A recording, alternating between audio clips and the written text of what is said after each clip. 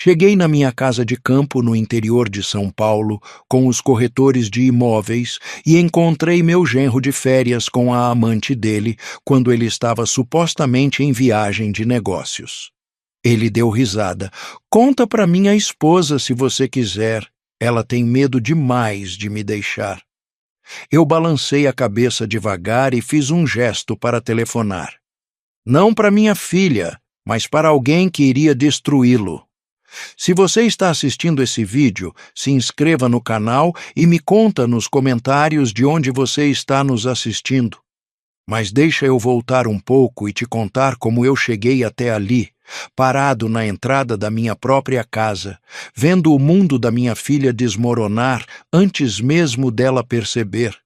O sol de outubro estava quente no meu rosto, enquanto eu caminhava em direção à entrada da minha casa de campo na região de Campinas. Dois corretores de imóveis conversavam animados sobre valorização e potencial de mercado. Eu estava evitando esse momento há semanas, mas as contas médicas do Roberto tinham esgotado nossas economias, e mesmo 3 anos depois da morte dele, eu ainda estava afogado em dívidas. Seu José Carlos, essa propriedade é absolutamente maravilhosa, disse Carla, a mais jovem das corretoras, com entusiasmo, seus saltos batendo no deck de madeira. Vista para o cafezal, 3 quartos, essa varanda coberta linda. A gente não vai ter dificuldade nenhuma para encontrar compradores. Eu tateei as chaves com as mãos tremendo um pouco. Essa casa guardava 40 anos de memórias. O Roberto tinha me pedido em casamento nessa varanda mesmo. A Fernanda tinha dado os primeiros passos na sala. Mas memórias não pagam as contas. E aos 70 anos... A meu tinha que ser prático. O quarto principal tem uma vista incrível, eu disse abrindo a porta de entrada. O Roberto sempre dizia que queria acordar de frente para o cafezal. Parei no meio da frase. Tinha vozes vindo do andar de cima, masculinas e femininas falando baixo. Meu corpo inteiro gelou. Tem alguém que deveria estar aqui? Perguntou Paulo, o corretor mais velho, checando o celular. Balancei a cabeça, fazendo sinal para eles ficarem para trás. As vozes estavam mais claras agora, vindo do meu quarto. A risada grave de um homem seguida pela risadinha de uma mulher. Meu coração batia forte contra as costelas enquanto eu subia a escada. As tábuas velhas denunciavam minha presença com rangidos suaves. A porta do quarto estava entreaberta. Pela fresta, eu podia ver movimento na minha cama. Os cobertores da minha avó enroscados em 2 silhuetas. O homem estava de costas para mim, mas eu conhecia aqueles ombros largos, aquele cabelo castanho perfeitamente penteado. Ricardo Almeida, meu genro. A mulher embaixo dele definitivamente não era minha filha Fernanda. Essa mulher era loira, mais jovem, com unhas perfeitamente feitas que passavam pelo cabelo do Ricardo. Quando você tem que voltar? Perguntou a mulher à voz sedutora. Só domingo à noite, respondeu o Ricardo, depositando beijos no pescoço dela. Eu disse para Fernanda que tinha esse seminário de investidores em Ribeirão Preto. Ela nunca questiona minhas viagens de negócios. Minha visão ficou embaçada de raiva. A Fernanda estava em casa, em São Paulo, provavelmente preparando o prato favorito do Ricardo para o retorno dele, enquanto ele profanava a cama conjugal da minha casa com a amante. Ricardo Almeida, eu disse alto, empurrando a porta. A cena que se seguiu seria cômica se não fosse tão devastadora. O Ricardo se levantou num pulo, o rosto dele passando da confusão para o reconhecimento e depois para o pânico em sucessão rápida. A mulher loira, mal mais velha que a Fernanda, se apressou para se cobrir com meu cobertor. Seu José Carlos, gaguejou o Ricardo pegando um travesseiro para se cobrir. Eu posso explicar de verdade? Cruzei os braços, surpreso com a tranquilidade da minha voz. Me explica por que você está na minha casa, na minha cama, com alguém que não é minha filha. A mulher juntava freneticamente as roupas dela. Eu preciso ir embora, ela sussurrou. Fica exatamente onde você está, Júlia, eu disse secamente. A expressão surpresa dela confirmou o que eu já suspeitava. Eu sabia exatamente quem ela era. Júlia Santos, a coordenadora de marketing de 28 anos na empresa do Ricardo. A Fernanda tinha mencionado como o Ricardo sempre elogiava o trabalho dela. O choque do Ricardo estava diminuindo, sendo substituído por algo mais calculista. Olha, o que a Fernanda não sabe não vai machucá-la. Isso não muda nada, muda? Ele se aproximou de mim. Minha esposa me ama. Ela me defende em cada noite que eu chego tarde, em cada viagem de negócios, cada vez que você faz ela se sentir insignificante. A Fernanda está bem, ele disse vestindo a calça. Ela tem tudo o que ela quer: apartamento, carro, aquelas sessões ridículas de shopping. Ela não está realmente sofrendo.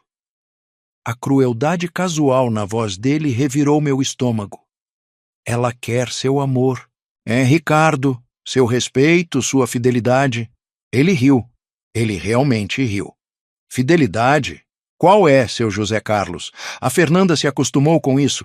Ela parou de tentar há anos. Olha a Júlia aqui. Ele fez um gesto para a jovem tremendo. Ela aprecia o que tem. Saiam, eu disse baixinho. Espera um minuto, disse o Ricardo, a voz dele passando para aquele tom condescendente que ele usava quando achava que tinha a vantagem. Vamos ser razoáveis. Você precisa vender essa casa, não é? Ouvi da Fernanda. Talvez a gente possa chegar num acordo. A audácia era de tirar o fôlego. Um acordo. Eu poderia te ajudar com a venda, talvez encontrar um comprador entre meus contatos, pelo preço certo, é claro. Tudo o que você tem que fazer é esquecer o que viu aqui. Eu olhei para ele longamente. Esse homem que tinha sistematicamente isolado minha filha dos amigos dela, da família, da própria autoestima, que fez ela acreditar que tinha sorte de tê-lo. Oh, continuou o Ricardo, a voz dele calculista. Vai em frente. Conta para ela. Ela tem medo demais de me deixar de qualquer jeito. Ela sabe que nunca vai encontrar ninguém disposto a lidar com os problemas dela. Foi nesse momento que alguma coisa se quebrou em mim. Não quebrou, mas sim se encaixou, como uma peça de quebra-cabeça finalmente encontrando seu lugar. Você tem razão, eu disse calmamente. Eu deveria contar para Fernanda. O alívio do Ricardo era visível. Ótimo, eu sabia que você seria razoável. Tirei meu celular, mas, em vez de ligar para Fernanda, eu rolei até um número diferente. Um número que eu não tinha usado há mais de 2 anos. Espera, disse o Ricardo. A voz dele inquieta. Para quem você está ligando? Eu sorri enquanto a ligação conectava. Alô, Henrique, é o José Carlos Silva. Lembra quando você me disse para ligar se eu precisasse de qualquer coisa? Fiz uma pausa, olhando o rosto do Ricardo perder a cor. Bom, eu acho que é hora da gente ter aquela conversa sobre o Ricardo Almeida. A arrogância do Ricardo evaporou como neblina da manhã. Quem diabos é Henrique?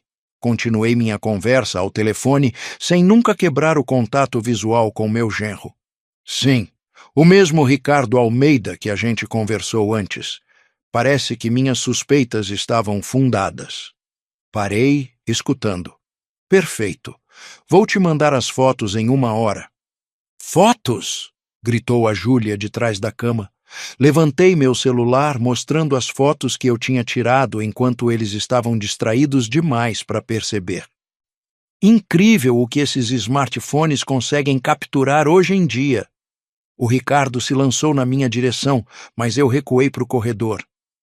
Eu não faria isso se fosse você. O Henrique não gosta quando alguém ameaça os amigos dele.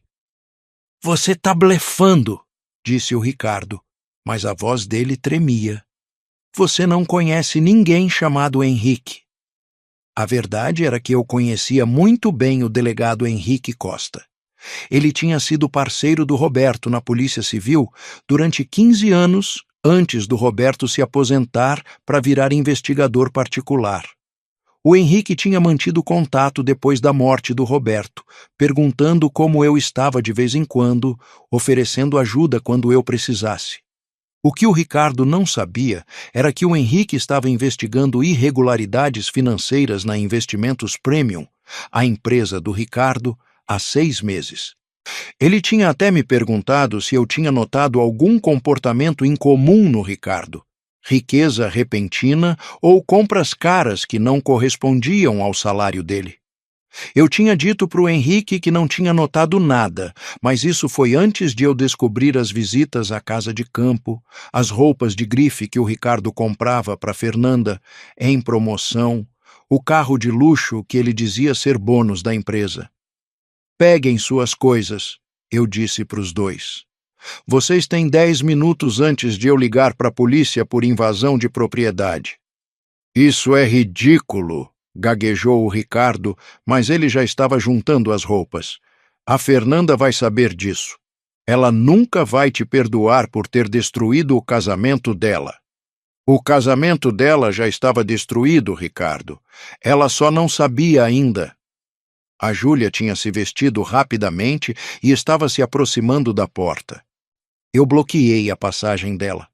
Não tão rápido, Júlia. Você e eu precisamos conversar. Eu não tenho nada para te dizer, ela sussurrou. Ah, mas tem. Vê, eu sei que essa não é sua primeira vez aqui. A dona Marta, a vizinha do lado, tem uma vista excelente e é apaixonada por observação de pássaros. Ela manteve um registro de toda a fauna interessante que ela avistou da varanda dela. O rosto da Júlia ficou branco. Você não entende.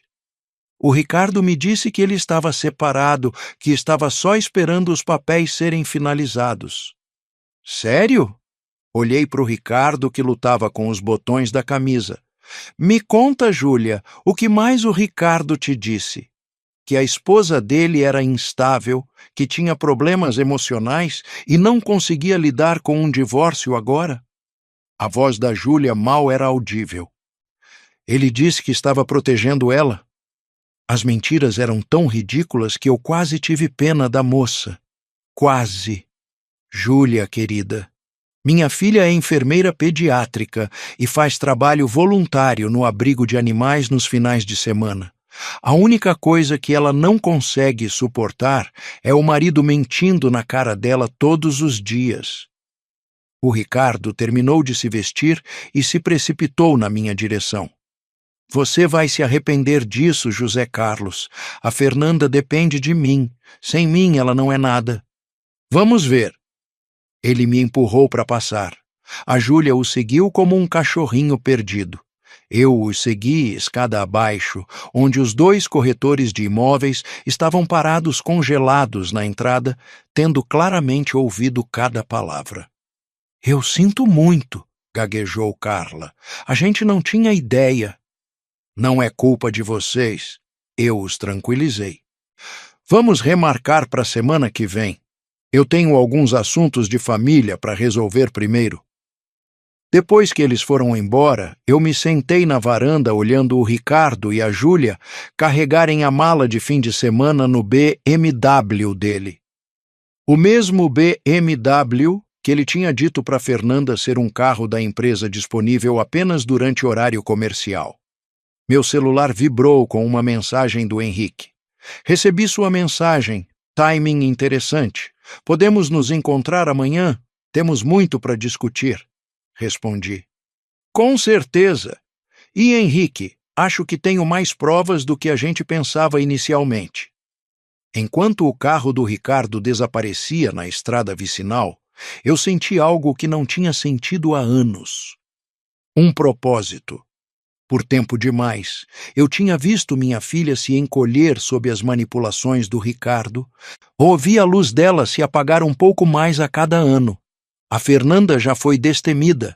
Ela tinha viajado sozinha pela América do Sul com uma mochila nas costas, tinha enfrentado valentões na escola, defendia animais de rua com a proteção feroz de uma mãe. Em algum lugar do caminho, o Ricardo a convenceu que suas forças eram fraquezas, que sua independência era egoísmo. Mas eu me lembrava da verdadeira Fernanda, e amanhã eu ia começar a lutar para recuperá-la. Na manhã seguinte, encontrei o delegado Henrique Costa num pequeno café perto do Fórum Criminal em São Paulo. Aos 60 anos, Henrique ainda tinha aquele jeito de policial que ele tinha sido por 30 anos. Olhos cinzas alertas, mãos marcadas pelo tempo e um sorriso fácil que fazia as pessoas quererem confessar seus segredos. José Carlos. Ele se levantou para me abraçar. Você tá com uma cara boa. Como você tá aguentando? Melhor agora, eu disse, me acomodando na mesa de frente para ele. Me conta sobre essa investigação. Henrique olhou em volta do café e se inclinou para frente. A Investimentos Premium está sob vigilância há 6 meses. A gente tem provas de um esquema sofisticado de desvio de fundos envolvendo vários funcionários. Minha xícara de café tremeu nas minhas mãos. E o Ricardo? Ele não está só envolvido, José Carlos. A gente acha que ele está comandando a operação. Essas palavras me atingiram como um golpe físico. Ele comandando. O esquema funciona criando contas falsas de clientes, fazendo investimentos legítimos e depois desviando os lucros antes de serem declarados. Os clientes nunca percebem porque os extratos deles mostram os rendimentos esperados. Pensei no carro novo da Fernanda, na cozinha reformada, nas roupas caras que o Ricardo comprava para ela. De quanto dinheiro a gente está falando? Perto de 5 milhões de reais nos últimos 3 anos. Meu estômago embrulhou. 5 milhões de reais. A beleza do esquema é que parece legítimo à primeira vista. O Ricardo foi muito cuidadoso, mas ele ficou muito ganancioso. Começou a viver luxuosamente demais. Carro novo, férias caras, aquela reforma do apartamento. A Fernanda acha que ele foi promovido, murmurei. Ele foi promovido, mas o salário dele não cobre o estilo de vida dele. Nem de longe. Henrique tirou uma pasta. Aqui estão os extratos financeiros que conseguimos rastrear. Extratos de cartão de crédito, transferências bancárias e compras imobiliárias. Folheei os documentos, reconhecendo lugares e datas. O fim de semana em Búzios, 22 mil reais. O colar de diamante da Fernanda, 42 mil reais. O bônus da empresa que financiou a reforma da cozinha, 125 mil reais. Tudo roubado. Henrique, a Fernanda não sabe de nada. A gente tinha suposto isso. Sua filha tem uma ficha impecável e a atividade financeira dela mostra alguém que vive dentro das possibilidades. Todas as compras caras levam à conta do Ricardo. O que acontece quando vocês prenderem ele? A expressão do Henrique ficou grave. É aí que as coisas ficam complicadas. A gente precisa de mais provas para que as acusações se sustentem. O Ricardo foi cuidadoso para cobrir os rastros dele e a gente suspeita que ele está se preparando para desaparecer. Desaparecer? Nova identidade? Contas offshore. A gente já viu isso antes. Esses criminosos de colarinho branco costumam ter estratégias de fuga. Pensei na Júlia, na crueldade casual do Ricardo com a Fernanda. Ele vai deixar minha filha segurando a conta. Provavelmente. O nome dela aparece em algumas compras imobiliárias, contas bancárias conjuntas.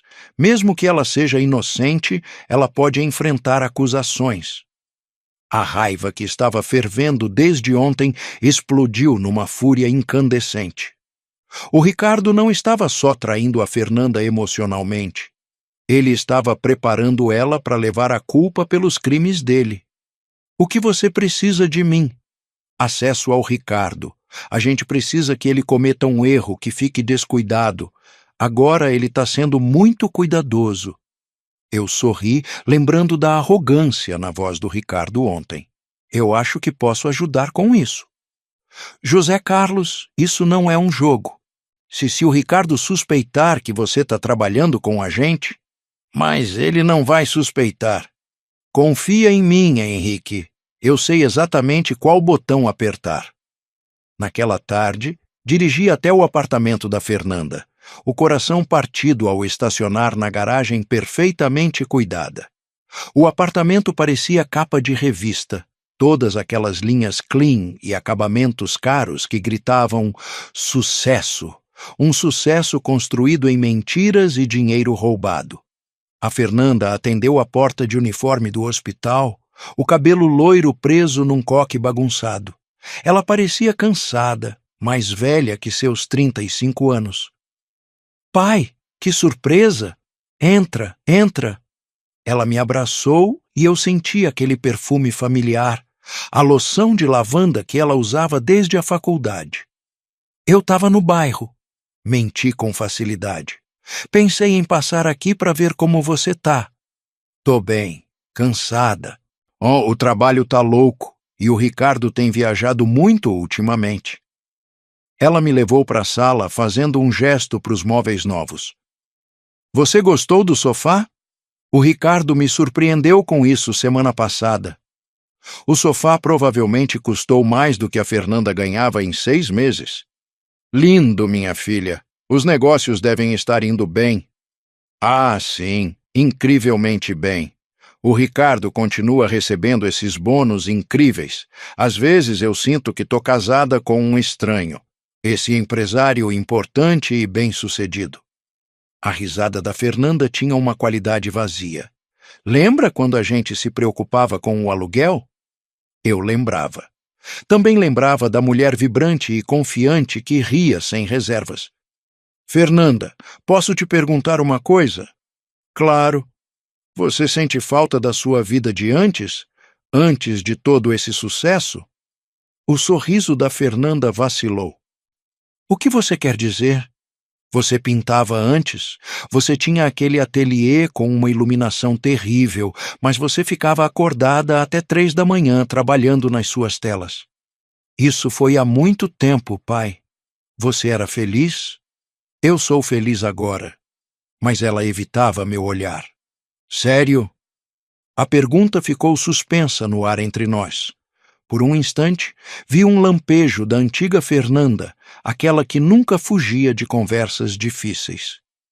O Ricardo diz que hobbies são egoístas quando a gente está construindo uma vida juntos. Ela disse finalmente. Ele tem razão. Eu preciso focar no nosso futuro. E o seu futuro, Fernanda? O que você quer? Eu quero o que a gente tem. Segurança, estabilidade, um apartamento bonito. A voz dela soava ensaiada, como se ela tivesse praticado essas palavras na frente do espelho. E o que o Ricardo quer? A expressão da Fernanda mudou, ficando desconfiada. Por que você está me perguntando isso? Porque eu te amo e eu vejo como você mudou. As pessoas mudam, pai. Elas crescem. Elas percebem que sonhar em ser artista não paga as contas. Desde quando você se preocupa com dinheiro? Desde que eu percebi como a vida pode ser dura sem ele. A Fernanda se levantou bruscamente. Você quer um café? Acabei de fazer uma garrafa térmica nova. Eu a segui para a cozinha, notando os eletrodomésticos de última geração, os balcões de granito, a adega climatizada que provavelmente custou mais que meu carro. Fernanda, se alguma coisa acontecesse, se tudo desmoronasse, você ficaria bem? Ela congelou, garrafa térmica na mão. O que você quer dizer? Quero dizer, você está preparada para cuidar de si mesma? Você tem suas próprias economias, seus próprios planos? Pai, você está me assustando. Aconteceu alguma coisa? Você está doente? Eu estou bem, minha filha. Só me preocupo que você dependa tanto de outra pessoa. A Fernanda colocou a garrafa térmica na bancada e virou para me encarar. O Ricardo cuida de mim. Ele garante que eu tenha tudo o que eu preciso. Mas do que você precisa, Fernanda? Do que você realmente precisa? Por um momento, a composição cuidadosamente construída dela rachou. Eu vi confusão, medo e outra coisa, uma solidão profunda e dolorosa. Eu preciso não me preocupar com dinheiro, ela sussurrou. Eu preciso me sentir segura. Eu preciso saber que alguém quer ficar comigo. Ah, minha filha! Estendi a mão em direção a ela, mas ela recuou. Não, por favor. Ai, não me olhe assim. Como assim? Como se você tivesse pena de mim. Eu não tenho pena de você. Eu tenho orgulho de você. Você é inteligente, talentosa, compassiva. Você poderia fazer qualquer coisa, ser qualquer pessoa. Eu sou alguém. Eu sou a esposa do Ricardo. As palavras caíram como um tapa. Aquela mulher confiante e independente tinha sido reduzida a um apêndice, um reflexo do sucesso de outra pessoa. Meu celular vibrou com uma mensagem do Henrique. Talvez precise acelerar mais rápido que o previsto. Podemos nos encontrar hoje à noite? Olhei para minha filha, tão frágil apesar de todos os ornamentos caros que a cercavam. O que quer que acontecesse, isso destruiria a vida que ela achava que tinha. Mas talvez, se eu fosse cuidadoso, isso também pudesse devolver a vida que ela tinha perdido. Se você gostou dessa história, e não esquece de se inscrever no canal Histórias de Bernardo e me conta nos comentários de onde você está nos assistindo. Vou compartilhar a continuação dessa história em breve, incluindo o drama judicial que finalmente levou à justiça o manipulador da minha filha. Enquanto isso, lembra, família protege família, mas às vezes proteção significa lutar contra aqueles que fingem ser família. Naquela noite, encontrei o Henrique na delegacia. As luzes fluorescentes projetavam sombras duras no rosto dele enquanto ele espalhava pastas na mesa. A gente interceptou comunicações entre o Ricardo e um contato bancário offshore, ele disse sem rodeios. Ele planeja transferir os fundos restantes e desaparecer nas próximas 2 semanas. 2 semanas? Meu coração acelerou. A Fernanda? É disso que a gente precisa discutir. O Ricardo vem preparando sua filha para ser o bode expiatório há meses. Contas conjuntas, assinaturas falsificadas, compras imobiliárias no nome dela. Henrique me mostrou documentos que gelaram meu sangue. A assinatura da Fernanda em papéis de investimento que ela nunca tinha visto, o nome dela em contas bancárias cuja existência ela nem sabia, cartões de crédito abertos no nome dela para financiar o estilo de vida do Ricardo. Ela pode ir para a prisão, murmurei. Não se a gente montar um caso provando que ela foi manipulada. Mas a gente precisa de prova de coerção. Prova de que o Ricardo a enganou deliberadamente. Eu posso conseguir essa prova? José Carlos, não. É perigoso demais. Se o Ricardo suspeitar, ele não vai suspeitar nada. Você mesmo disse, ele é arrogante. Ele acha que é mais esperto que todo mundo. Henrique se recostou na cadeira. No que você está pensando? O Ricardo acredita que a Fernanda está completamente sob o controle dele. Ele também está convencido que eu sou um velho inofensivo que pode ser comprado ou intimidado. Sorri sombriamente. Ele está errado nos 2 pontos. Explica. Amanhã é aniversário da Fernanda. Vou organizar uma festa para ela, uma festa surpresa. Vou convidar todos os antigos amigos dela, aqueles que o Ricardo sistematicamente isolou dela. Vou convidar também alguns colegas do Ricardo. Henrique franziu a testa. Com que propósito? As pessoas falam em festas, especialmente depois de alguns drinks. O Ricardo vai se sentir obrigado a manter a imagem dele de marido bem-sucedido. Ele vai se gabar, vai ostentar e talvez deixe escapar alguma coisa. Tem muita coisa em jogo. Tem outra coisa, não tem? Vou dizer para o Ricardo que eu tô com problemas financeiros, que preciso vender a casa de campo rapidamente. Vou pedir para ele me ajudar a encontrar um comprador. E o Ricardo não consegue resistir a uma oportunidade de explorar alguém. Ele vai tentar manipular a venda, provavelmente oferecer para comprar ele mesmo abaixo do valor de mercado. Quando ele fizer isso, vai ter que explicar de onde vem o dinheiro. Henrique refletiu. Pode funcionar, mas você vai usar um microfone escondido. Combinado. E se ele ficar desconfiado, você abandona imediatamente. Entendido. Na manhã seguinte, fui até o escritório do Ricardo para falar com ele em particular. Seu José Carlos. A voz dele era suave como seda. Como posso ajudá-lo? Eu pensei sobre nossa conversa de ontem sobre a venda da casa. Claro, já entrei em contato com algumas pessoas, respostas muito promissoras. Isso é maravilhoso, mas eu estava pensando se a gente poderia se encontrar hoje. Tenho perguntas sobre o processo que eu preferiria discutir pessoalmente. Certamente. Por que você não vem ao meu escritório por volta das 2 da tarde? A Investimentos Premium ocupava os 3 andares superiores de um prédio reluzente no bairro da Faria Lima. O lobby respirava sucesso. Piso de mármore, lustres de cristal e arte abstrata, que provavelmente custava mais que o carro da maioria das pessoas.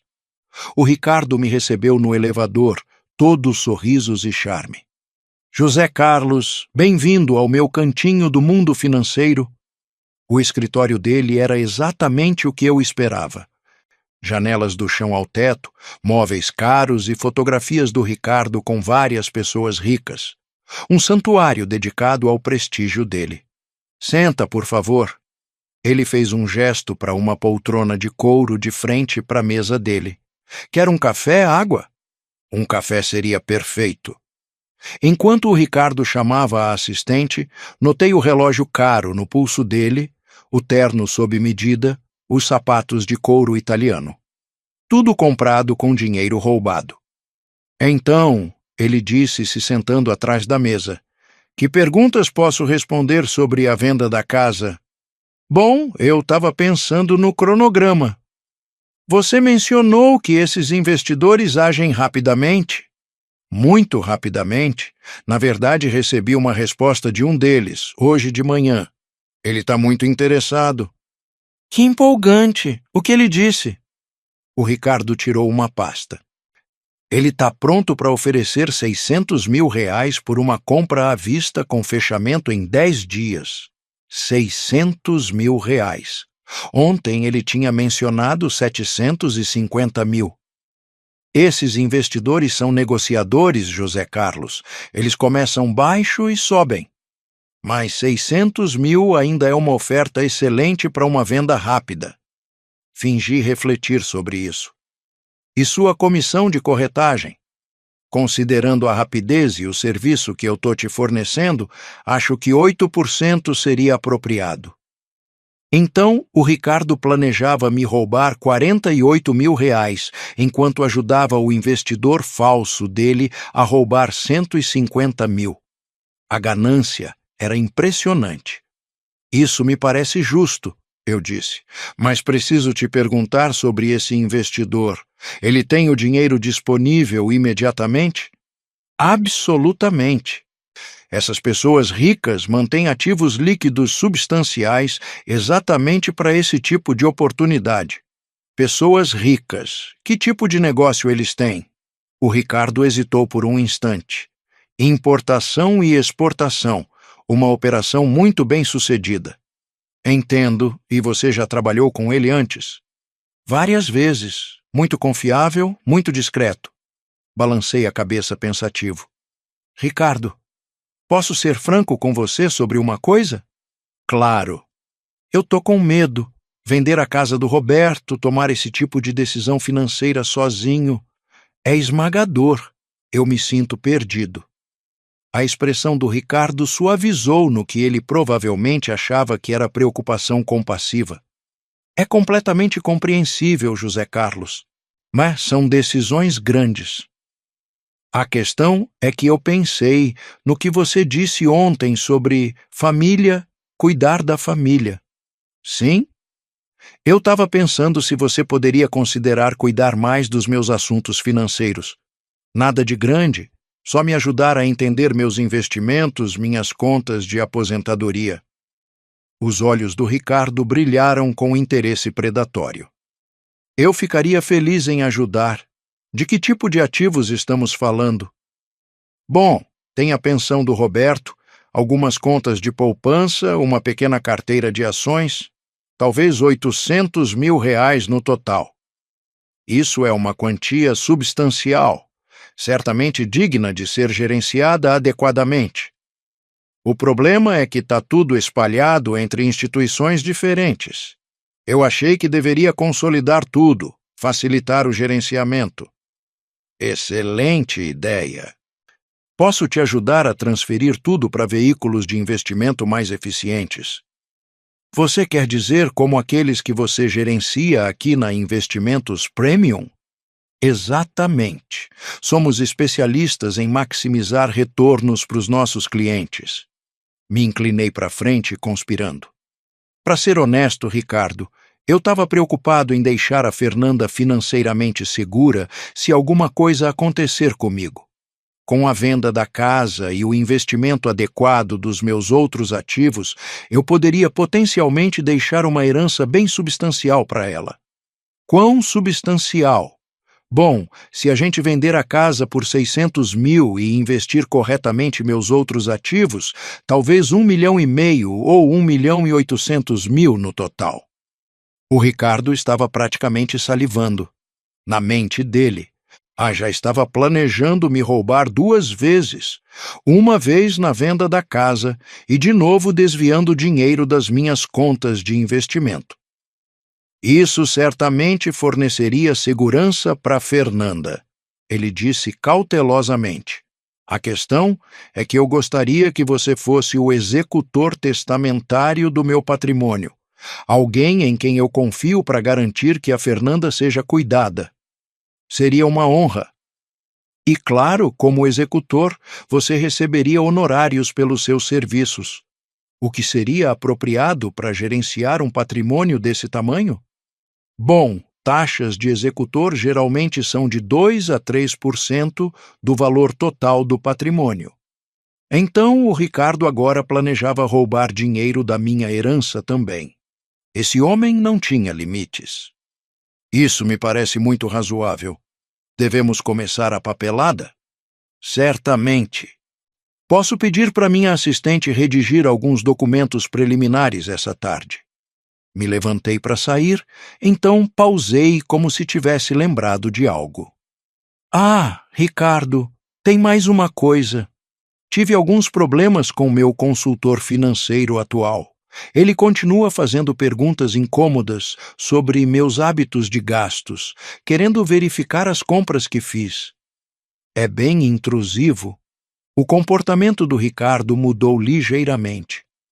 Que tipo de pergunta? Sobre as melhorias que fiz na minha casa, alguns presentes que dei para membros da família. Ele parece achar que eu estou gastando mais do que minha renda permite. Alguns consultores são cautelosos demais. Ele até sugeriu que eu deveria talvez fornecer recibos de compras importantes para verificar despesas legítimas. O Ricardo ficou imóvel.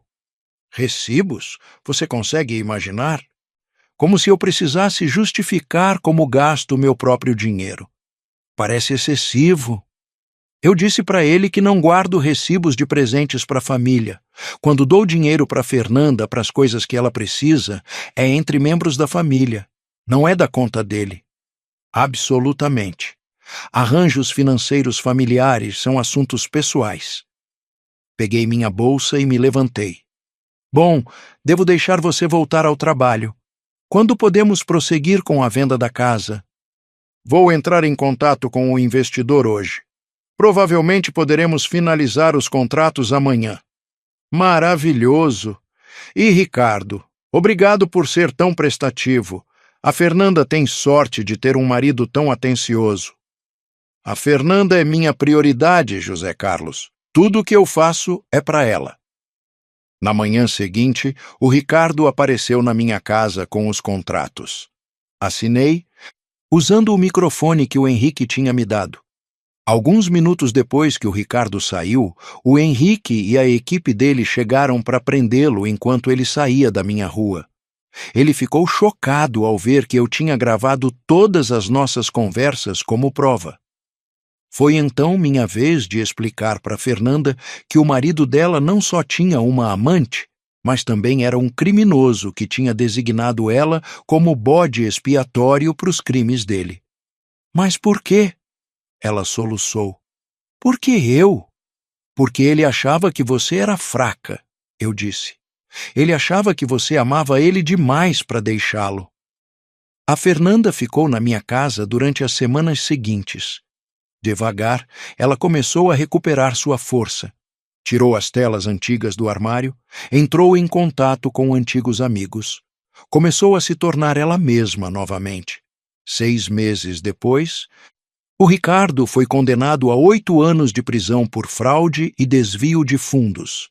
A Fernanda testemunhou contra ele, ficando ereta e orgulhosa no banco das testemunhas, explicando como ele a tinha manipulado por anos. Hoje, 1 ano depois daquele dia fatídico na casa de campo, minha filha tem seu próprio ateliê de arte. Ela pinta novamente, ensina outras sobreviventes de abuso e reconstrói sua vida uma tela de cada vez. Às vezes as pessoas nos perguntam por que a gente não viu os sinais mais cedo. A verdade é que abuso financeiro e emocional pode ser sutil. Ele se constrói devagar até que a pessoa que você ama não se reconheça mais. Se você está assistindo isso e alguma coisa nessa história parece familiar, se alguém que você ama mudou, se afastou das paixões, parece sempre andar em ovos, estenda a mão. E às vezes tudo o que eles precisam é saber que não estão sozinhos. Mas deixa eu voltar um pouco e contar os detalhes de como tudo isso aconteceu. Porque a história entre a prisão do Ricardo e a condenação dele foi cheia de reviravoltas que quase destruíram minha filha completamente. Quando o Henrique prendeu o Ricardo naquela manhã, eu ainda não tinha contado nada para Fernanda.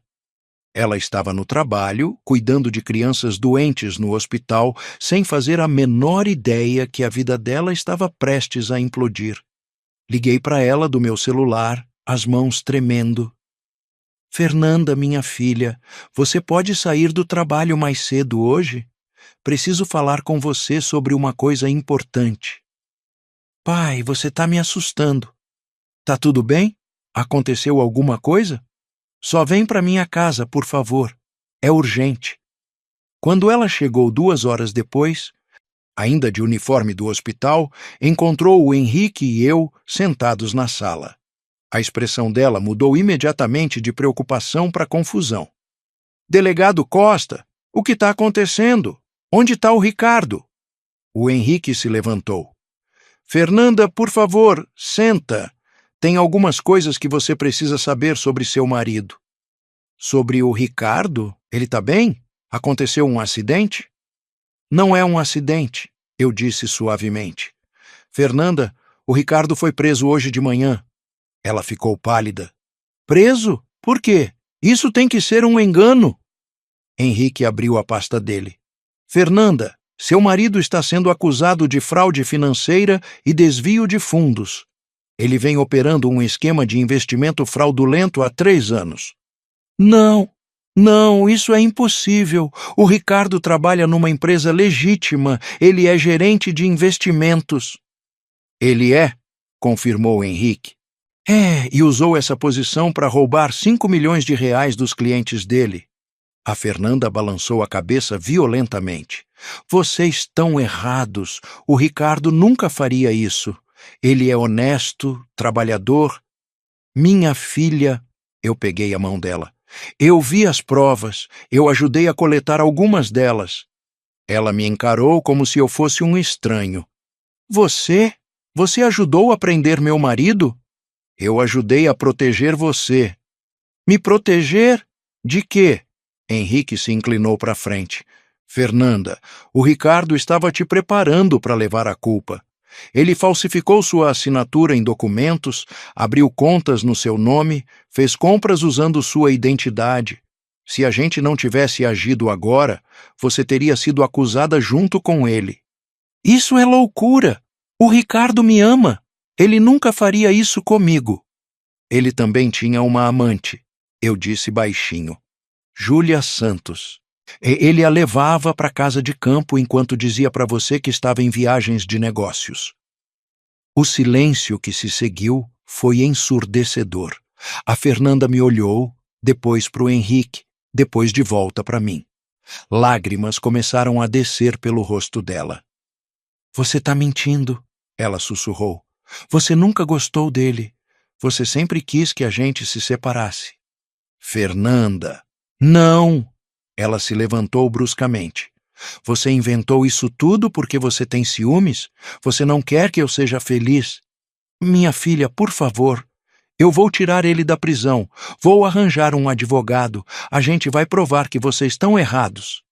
Ela correu para a porta. Eu tentei segurá-la, mas ela me empurrou. Não me toca. Você destruiu meu casamento. Você destruiu minha vida. A porta bateu atrás dela. Eu ouvi o carro dela arrancar da garagem. Henrique colocou a mão no meu ombro.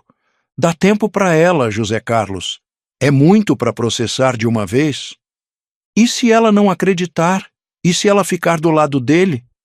A verdade vai aparecer. Sempre aparece. Mas eu não tinha tanta certeza. Eu tinha visto o poder que o Ricardo tinha sobre minha filha. Anos de manipulação não desaparecem com uma conversa. Durante os 3 dias seguintes, a Fernanda não atendeu minhas ligações, não respondeu minhas mensagens. Foi como se eu tivesse deixado de existir. Então, na quinta-feira, recebi uma ligação do Henrique. José Carlos, a Fernanda foi visitar o Ricardo na prisão hoje. Meu coração afundou. O que aconteceu? Não sei os detalhes, mas ela saiu de lá muito abalada. Achei que você deveria saber. Naquela noite, por volta das 10, alguém bateu na minha porta. Era a Fernanda. O rosto dela estava inchado de tanto chorar, os olhos vermelhos. Pai, ela disse com a voz quebrada. Posso entrar? Abri a porta e ela praticamente caiu nos meus braços, soluçando. Ele admitiu, ela chorou. Tudo.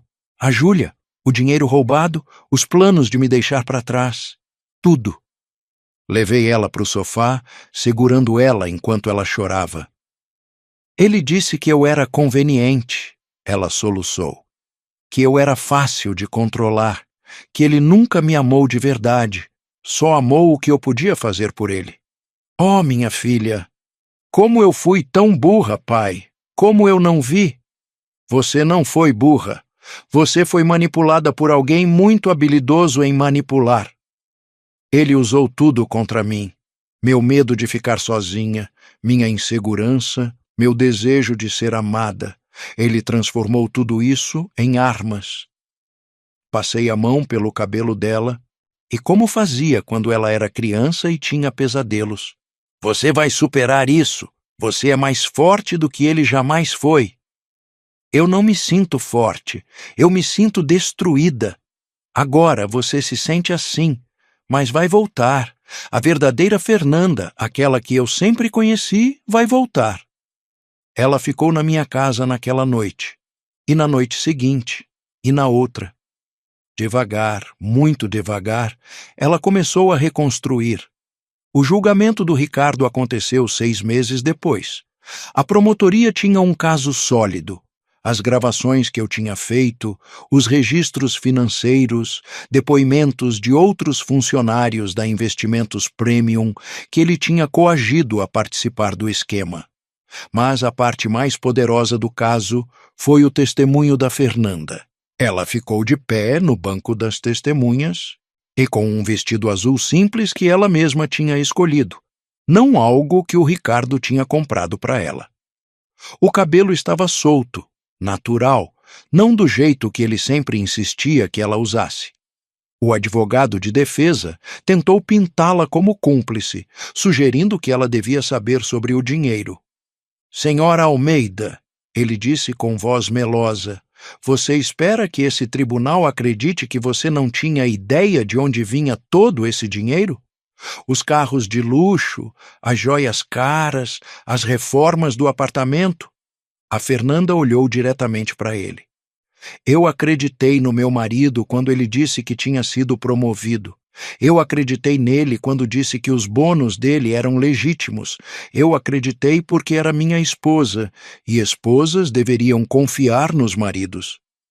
Mas você se beneficiou desse dinheiro roubado. Eu vivi numa prisão dourada. Ela respondeu calmamente. Sim, eu tive coisas bonitas, mas perdi minha identidade, meus amigos, minha arte, minha autoestima. Cada presente era outra corrente me prendendo a ele. O advogado tentou interrompê-la, mas ela continuou. O Ricardo não me deu presentes porque me amava. Ele me deu presentes para me controlar. Cada carro, cada joia, cada reforma era um lembrete de que eu era dependente dele, que sem ele eu não era nada. Ela virou para olhar diretamente para o Ricardo. Mas ele estava errado. Eu sou alguma coisa. Eu sou enfermeira. Eu sou artista. Eu sou filha. Eu sou sobrevivente. E eu não sou mais vítima dele. O silêncio na sala do tribunal foi absoluto. O juiz deliberou por menos de 2 horas. Ricardo Almeida foi considerado culpado de todas as acusações: fraude, desvio de fundos, falsificação de documentos. A sentença foi 8 anos de prisão, mais restituição completa de todos os fundos roubados. Quando os guardas levaram ele embora, o Ricardo tentou olhar para Fernanda uma última vez. Ela virou o rosto. Depois, nos degraus do fórum, a Fernanda respirou fundo. Acabou, ela disse. Realmente acabou. Acabou, eu confirmei. Agora começa sua nova vida. E ela realmente começou uma nova vida. Nos meses seguintes, a Fernanda se transformou.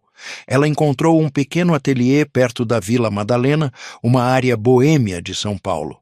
As paredes eram descascadas, a iluminação era terrível, mas os olhos dela brilharam quando viu o espaço pela primeira vez. É perfeito, ela disse. É completamente imperfeito e perfeito. Ela começou a pintar novamente. No começo, as telas eram escuras, pretos, cinzas, marrons, e raiva e dor vertendo através das pinceladas.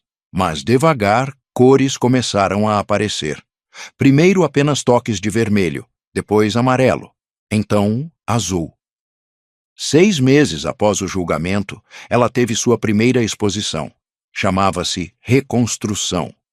As pinturas contavam sua história, a descida na manipulação, a escuridão do abuso emocional e, finalmente, a ascensão de volta para a luz. Uma das pinturas me fez chorar. Mostrava uma mulher quebrando correntes douradas, pássaros voando das mãos dela. Embaixo, ela tinha escrito: para meu pai, que me ensinou que amor verdadeiro liberta, não aprisiona. Hoje, 1 ano depois daquele dia na casa de campo, a Fernanda não é só artista. Ela também dá palestras para grupos de sobreviventes de abuso doméstico e financeiro. Abuso não é sempre óbvio, ela diz nas palestras. Não é sempre gritos e violência física. Às vezes é um presente caro, seguido de críticas sutis. Às vezes é isolamento disfarçado de proteção. Às vezes é controle financeiro apresentado como segurança. Ela ajuda outras mulheres a reconhecer os sinais que ela perdeu, a entender que não estão sozinhas, a saber que podem reconstruir. E a casa de campo? Eu não vendi. Em vez disso, transformei ela num refúgio, um lugar onde sobreviventes de abuso podem vir para se recuperar, para pintar, para encontrar paz. A Fernanda deu o nome Casa da Liberdade. No portão de entrada tem uma placa com uma citação que ela escolheu. Família protege família. Mas às vezes proteção significa lutar contra aqueles que fingem ser família.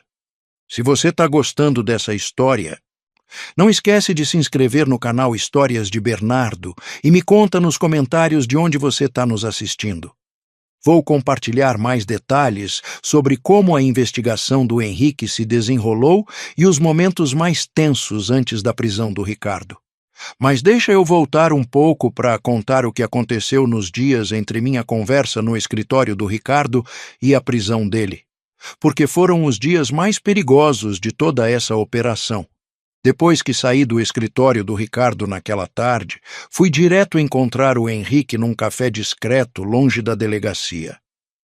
Ele mordeu a isca, eu disse, tirando o microfone escondido debaixo da camisa. Tudo gravado. Henrique conectou o dispositivo no laptop dele e começou a ouvir. Enquanto a gravação tocava, ele ia fazendo anotações, sorrindo de vez em quando. Isso é ouro, José Carlos.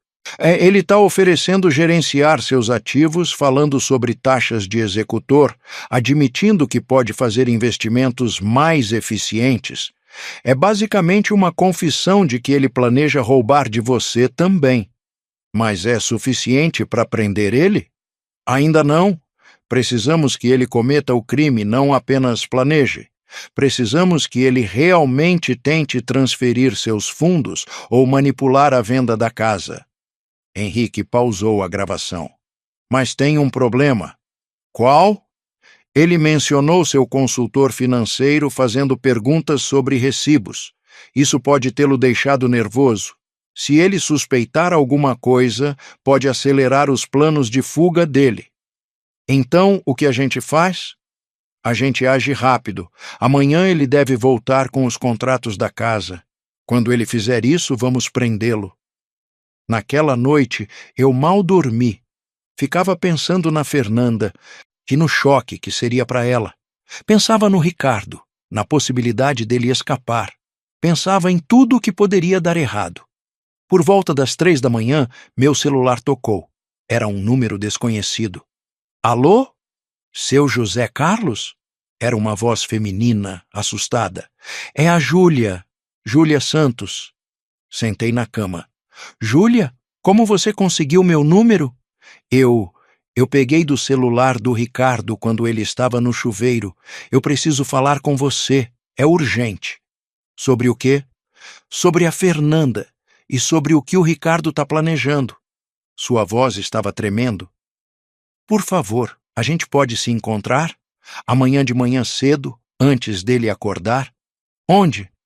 Tem uma padaria na Rua Augusta, perto da Estação Consolação.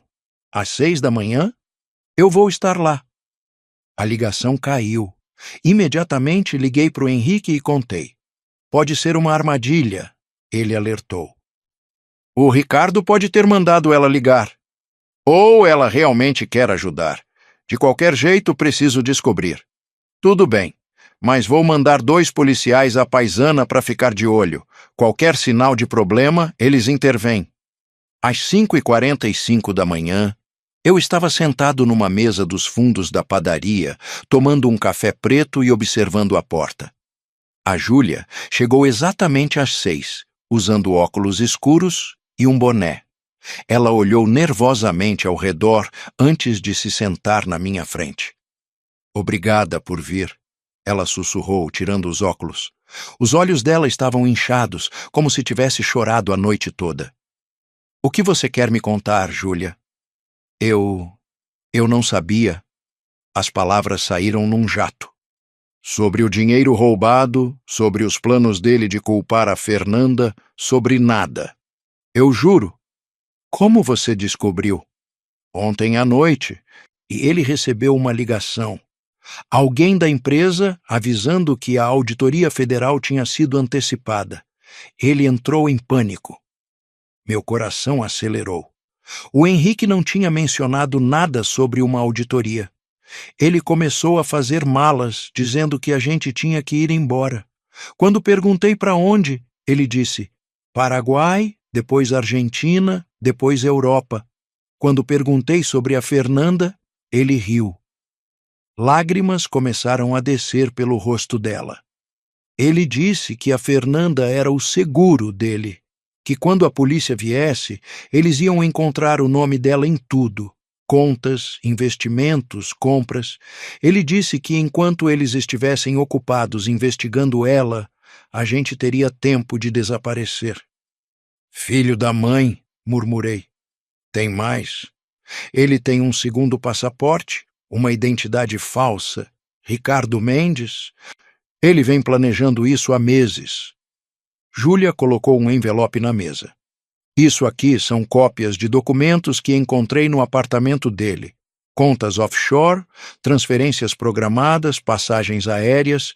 Ele vai embora hoje à noite. Peguei o envelope com mãos trêmulas. Por que você está fazendo isso? Por que me ajudar? Ela limpou as lágrimas. Porque eu conheci a Fernanda uma vez, numa festa da empresa, há 2 anos. Ela foi tão gentil comigo, me incluiu nas conversas quando ninguém mais fazia isso. E eu tô dormindo com o marido dela, ajudando a destruir a vida dela. Você foi manipulada também, Júlia. Isso não me faz menos culpada. Ela se levantou. Preciso ir antes que ele perceba que saí. Mas, senhor José Carlos, por favor, proteja a Fernanda. Ela não merece isso. Eu vou proteger. Obrigado. E Júlia? Ela saiu rapidamente. Imediatamente liguei para o Henrique. Temos um problema. O Ricardo planeja fugir hoje à noite. Merda! Vou pedir o mandado de prisão agora. Onde você tá? Padaria na Augusta. Tenho documentos que você precisa ver. Fico aí. Vou em 15 minutos. O Henrique chegou com 2 investigadores. Espalhamos os documentos na mesa, examinando tudo. Isso é suficiente, disse Henrique finalmente. Transferências offshore, identidade falsa, passagens para Assunção saindo hoje às 23 horas. Vou pedir a prisão preventiva dele agora. Quanto tempo vai levar? Se o juiz cooperar, algumas horas. Mas, José Carlos, você ainda precisa manter a fachada. Se o Ricardo suspeitar, ele vai fugir mais cedo. Entendo. Ele está esperando você assinar os contratos da casa, certo? Certo. Então assine. Haja normal. Mantenha ele ocupado até termos o mandado. As próximas horas foram as mais longas da minha vida. O Ricardo ligou às 10 da manhã. José Carlos, tenho boas notícias. Consegui os contratos e o investidor pode se encontrar conosco hoje mesmo para fechar o negócio. Que maravilha! Onde e quando? No meu escritório, às 2 da tarde, traga documento de identidade e uma cópia da escritura da casa. Estarei lá. Liguei imediatamente para o Henrique. Ele quer fechar hoje às 2. Perfeito. O juiz acabou de assinar o mandado. Vamos fazer a prisão no escritório dele. Mais público, mais difícil para ele fugir. E a Fernanda? Já mandei uma assistente social para ficar com ela no hospital. Vamos contar para ela logo depois da prisão. Às 2 horas em ponto, entrei no escritório do Ricardo pela última vez. Ele estava sorridente, confiante, cercado de papéis impressionantes. José Carlos, bem-vindo. Este é o Sr. Andrade, nosso investidor. Um homem gordo de terno caro apertou minha mão. Eu sabia que era um comparsa do Ricardo. Prazer em conhecê-lo, Sr. Silva. A propriedade parece excelente. Sentamos.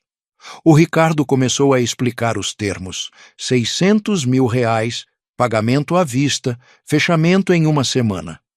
Eu olhei para os papéis, fingindo ler cuidadosamente. Meu coração batia tão forte que tinha certeza que eles podiam ouvir. Tudo parece em ordem, eu disse, pegando a caneta. Foi quando ouvi passos no corredor. Muitos passos. A porta do escritório se abriu e o Henrique entrou com 4 policiais. Ricardo Almeida, você está preso por fraude, desvio de fundos e falsificação de documentos. O rosto do Ricardo ficou branco, depois vermelho. Depois ele olhou para mim. Você, ele sibilou, você me entregou. Não, eu disse calmamente. Você se entregou. Eu só ajudei a acelerar o processo. O investidor tentou sair pela porta dos fundos, mas já tinha policiais esperando. Enquanto colocavam as algemas no Ricardo, ele gritou: "Você não pode fazer isso! Eu tenho direitos! Eu vou processar todos vocês!" "Você tem direito a permanecer em silêncio", disse Henrique mecanicamente. "Sugiro que use esse direito." O Ricardo virou para mim uma última vez. "A Fernanda nunca vai te perdoar. Ela me ama. Ela vai me esperar."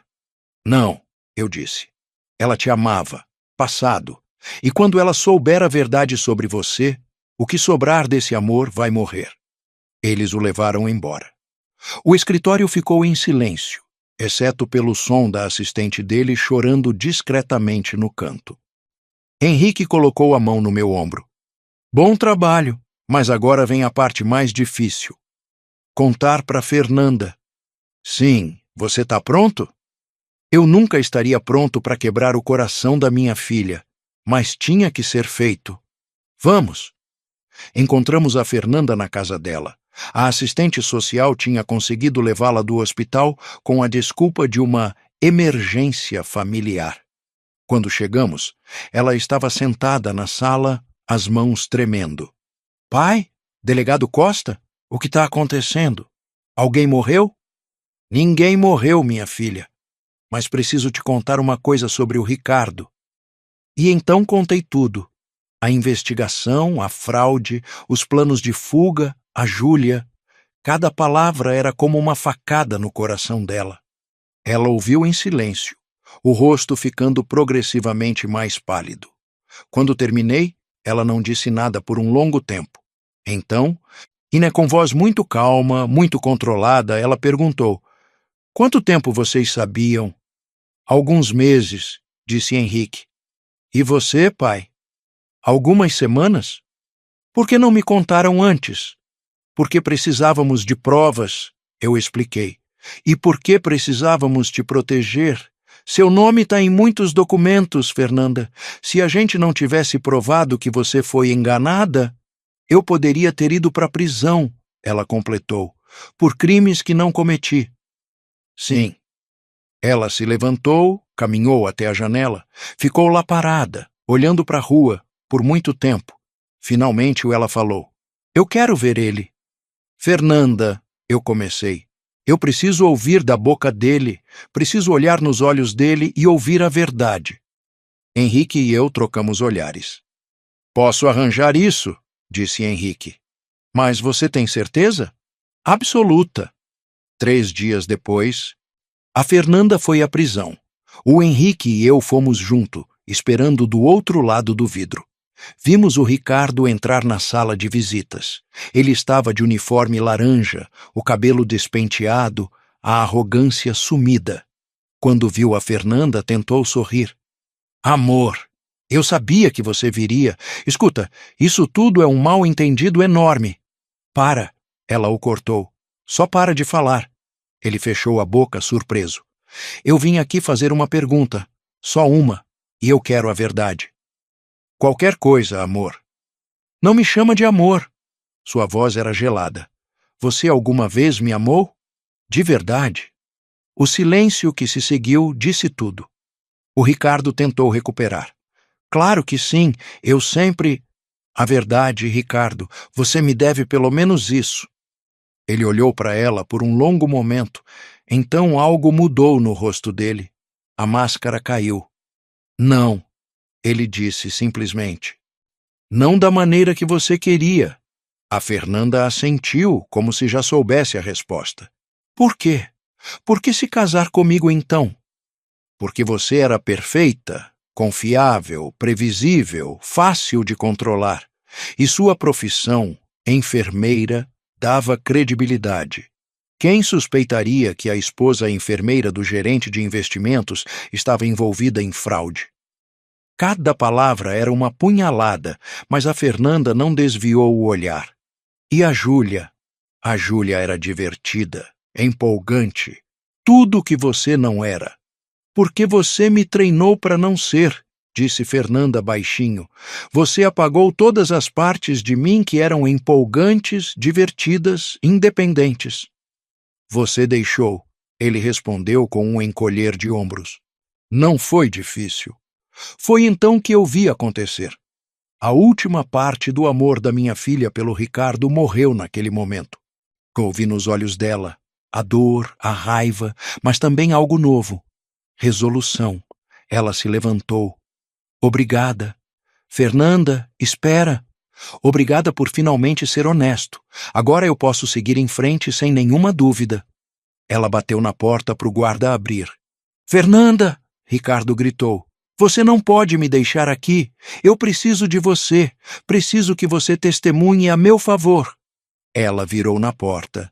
Não, você não precisa de mim. Você nunca precisou e eu finalmente não preciso de você. A porta fechou atrás dela com um clique final. No corredor ela desmoronou nos meus braços. Mas dessa vez, as lágrimas eram diferentes. Não eram lágrimas de desespero, mas de libertação. Acabou, ela sussurrou. Realmente acabou. Sim, minha filha, acabou. As semanas que se seguiram à visita na prisão foram de transformação.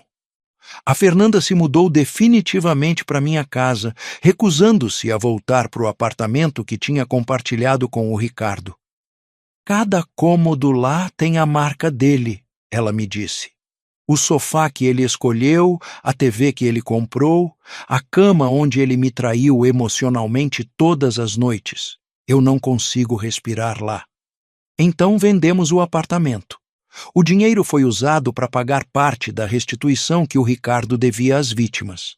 A Fernanda insistiu nisso, mesmo não sendo obrigada. Eu vivi com dinheiro roubado, ela disse. Mesmo sem saber, me beneficiei do sofrimento de outras pessoas.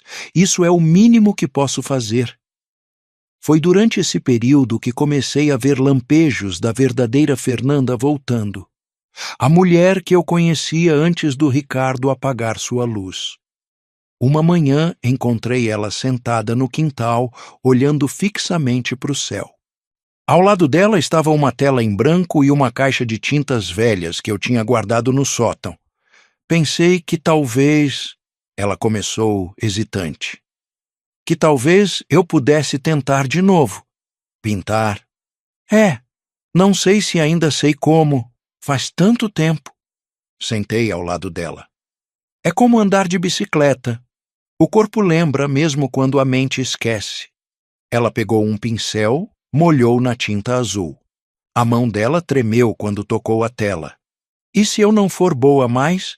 E se o Ricardo estava certo quando disse que minha arte era hobby de criança? Ele estava tentando controlar você, não avaliar seu talento.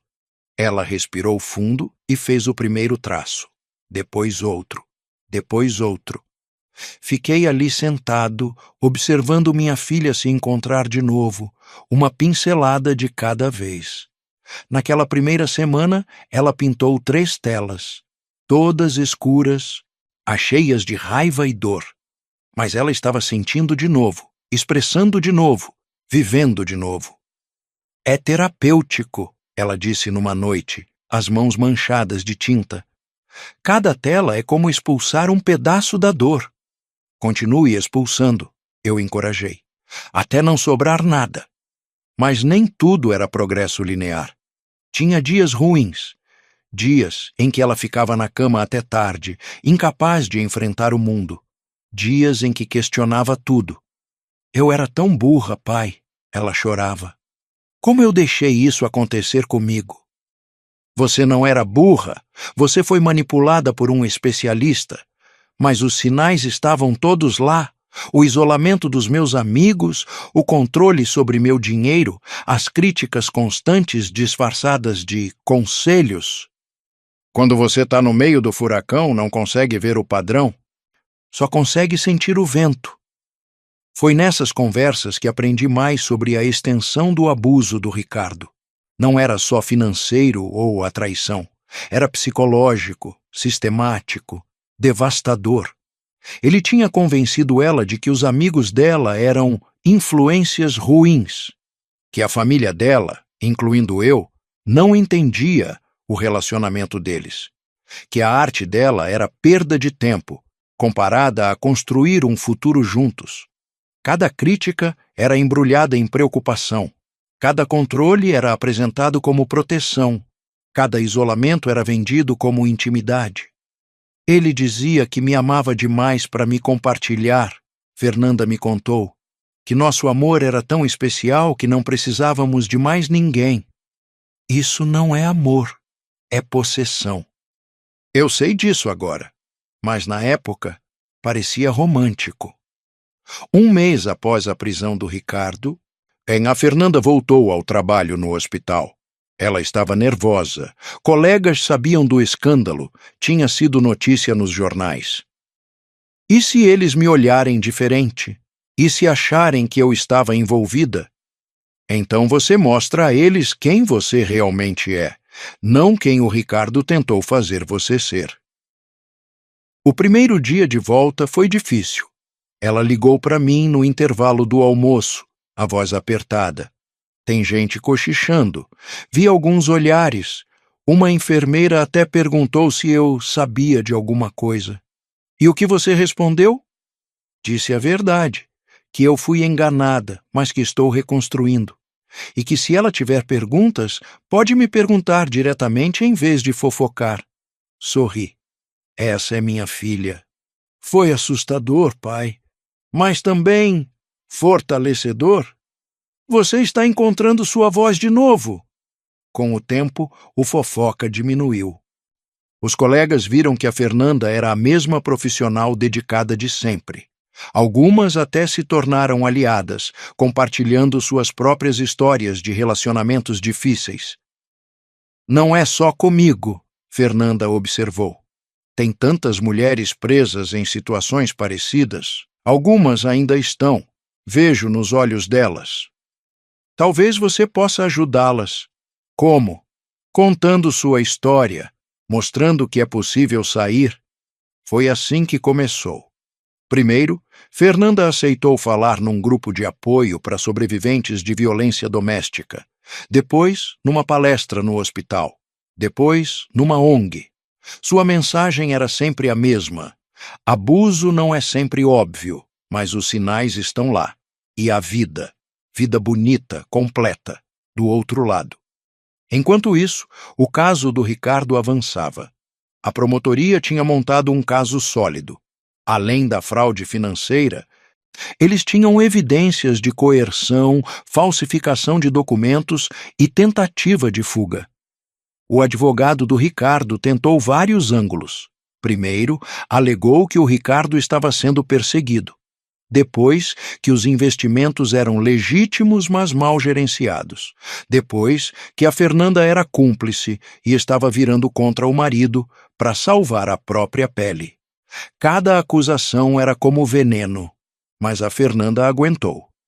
Ele não pode mais me machucar, ela disse quando me mostrou a manchete. Esposa de fraudador vira testemunha-chave. Amor ou autoproteção? Isso te incomoda? Claro que incomoda, mas não me define. Eu sei quem eu sou e, mais importante, sei quem eu não sou. O julgamento foi marcado para 6 meses após a prisão. Nesse tempo, a Fernanda floresceu. Ela tinha retomado contato com antigas amigas, algumas ficaram, e outras não, e ela aprendeu que isso era ok.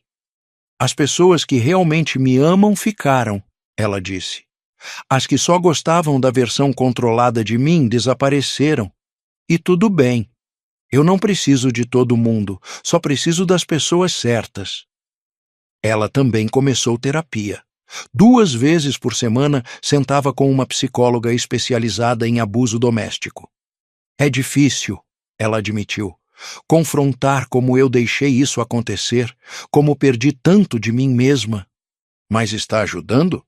Está. A doutora Helena me ajudou a entender que eu não deixei acontecer. Foi feito comigo, sistematicamente, ao longo de anos. Um dia, 3 meses após a prisão, a Fernanda chegou em casa com novidades. Encontrei um ateliê, ela disse. os olhos brilhando. É pequeno, a iluminação é péssima, o aluguel é alto demais, mas é perfeito. Onde? Vila Madalena. Tem uma galeria no térreo que organiza exposições de artistas locais. O dono viu algumas das minhas telas e disse que quer me dar uma chance. Meu coração inchou de orgulho. Isso é maravilhoso, minha filha. Vai ser só eu, minha arte, meu espaço, minhas decisões. Ela pausou. Tô nervosa. E se eu falhar? E se você não falhar? Isso me assusta mais, porque se eu conseguir, significa que o Ricardo estava errado sobre mim, sobre tudo. Ele estava errado sobre tudo. Ela alugou o ateliê. Nos primeiros dias, só ficava lá sentada, olhando para as paredes vazias, intimidada pela liberdade. Então, uma manhã, começou a pintar. A primeira série chamava-se Correntes Douradas. Eram pinturas de objetos bonitos, joias, roupas caras, carros de luxo, mas todos amarrados com correntes sutis. É sobre como o Ricardo usou presentes para me controlar, ela explicou. Cada coisa bonita era outra prisão. A segunda série era mais abstrata. Apagamento, ela chamou. Cores vibrantes sendo gradualmente cobertas por cinza até quase desaparecer. Mas no canto de cada tela, um pequeno toque da cor original permanecia.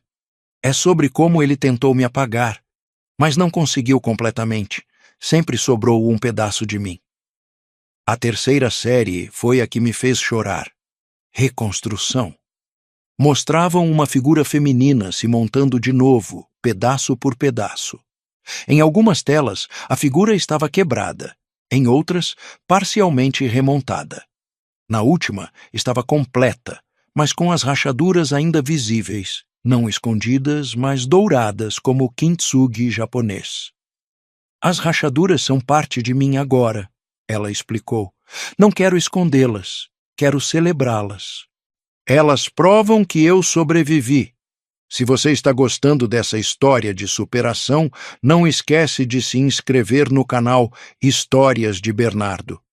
Estamos chegando no final dessa jornada incrível e você não vai querer perder como tudo se resolveu. Me conta nos comentários. Você conhece alguém que passou por algo parecido? Como podemos ajudar mais pessoas a reconhecer os sinais de relacionamentos abusivos? Enquanto a Fernanda reconstruía sua vida, o caso do Ricardo se aproximava do julgamento. A promotoria me chamou várias vezes para revisar meu testemunho. Você foi crucial nisso, disse a promotora, doutora Beatriz Moreira. Sem suas gravações, sem sua coragem de denunciar o próprio genro, ele teria fugido do país.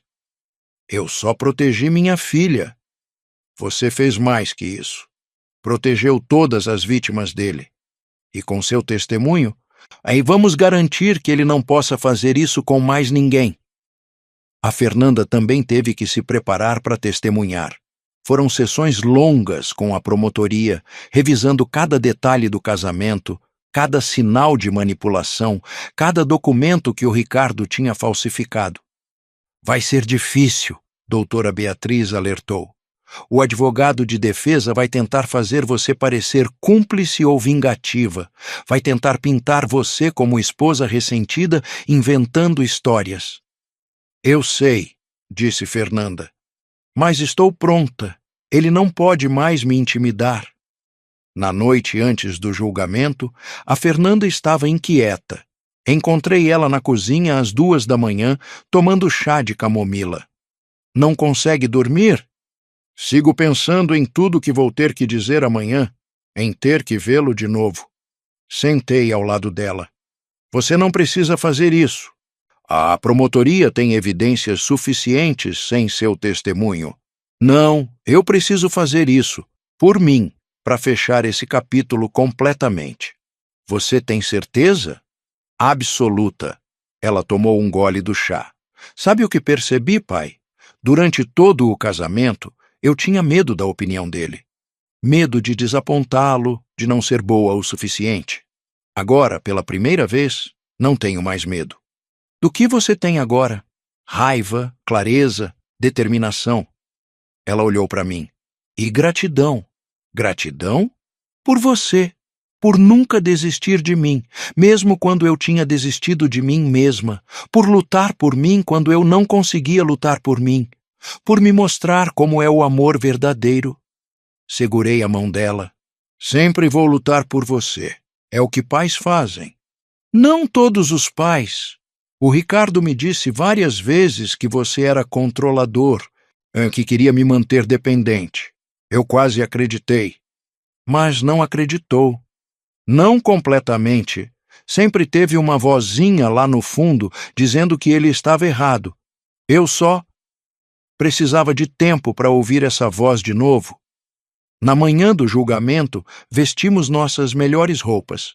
A Fernanda escolheu um terno azul marinho, profissional, confiante, nada que o Ricardo tivesse comprado para ela. Pronta? Perguntei na porta. Ela respirou fundo. Pronta. O tribunal estava lotado. Jornalistas, vítimas dos esquemas do Ricardo, curiosos. Todos queriam ver o homem que tinha roubado milhões enquanto brincava de marido exemplar. Quando o Ricardo entrou, algemado e de uniforme laranja, houve um murmúrio na sala. Ele não era mais o executivo confiante. Era um homem derrotado, desesperado. Seus olhos procuraram a Fernanda na sala. Quando o encontraram, ele tentou sorrir. Aquele sorriso charmoso que tinha encantado ela anos atrás. Mas a Fernanda olhou através dele como se fosse vidro.